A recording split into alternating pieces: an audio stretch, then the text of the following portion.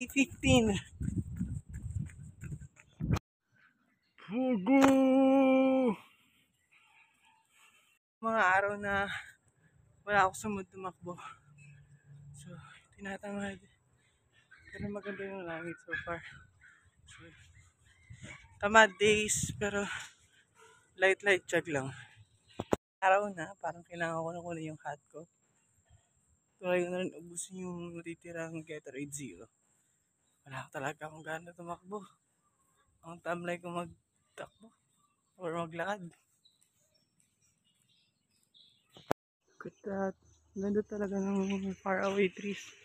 So, turn out, I'm right. I'm just low in electrolytes and after I drink it, I feel fine. Feel energetic. A little bit sluggish. Pero hindi ko talaga kanina. So far, so good.